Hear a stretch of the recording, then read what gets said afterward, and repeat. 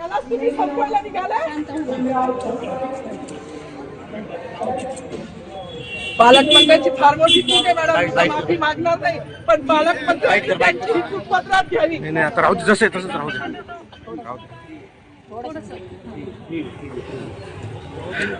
मला मीडियाशी घेणं नाही मॅडम, मला सस्पेंड केलं. मी वाळूचे गाड्या उपसील, मी माती काम करीन, पण बाबासाहेबांची ओळख पुसू देणार नाही. मला सस्पेंड करायचं करू शकता मॅडम. बाबासाहेबाला संपवायचं काम करायचं नाही. 26 जानेवारी 15 ऑगस्ट मध्ये मी नाही मानत, पण लोकशाही मॅडम तुम्ही सुद्धा संविधानामुळे आहात. पालकमंत्री सुद्धा पालकमंत्री संविधानामुळे आहे. कोणताही जाती भेट नाही, सगळी समानता त्यांनी दिली आहे. आमच्या कानातुरत होते बाबासाहेबांचं नाव आता तरी भाषणात येईल, मग तरी भाषणात येईल. ज्या लोक संविधानाला लोकशाहीला कारणीभूत आहेत त्यांची नावं वारंवार घेतली गेली, मग जो संविधानाला कारणीभूत आहे तो प्रजासत्ताक दिनाचा जो मानकरी आहे त्याचं नाव भाषणात का नाही?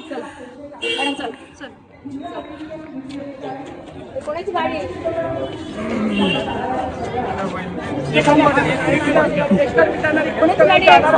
राहू दे, जसे तसंच राहू दे.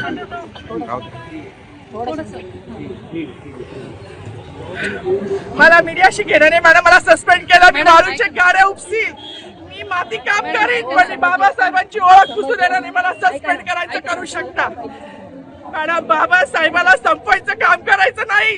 26 जानेवारी 15 ऑगस्ट मध्ये मी नाही मानत, पण लोकशाही मॅडम तुम्ही सुद्धा संविधानामुळे आहात. पालकमंत्री सुद्धा पालकमंत्री संविधानामुळे आहे. कोणताही जाती भेट नाही, सगळी समानता त्यांनी दिली आहे. आमच्या कानातुरत होते बाबासाहेबांचं नाव आता तरी भाषणात येईल, मग तरी भाषणात येईल.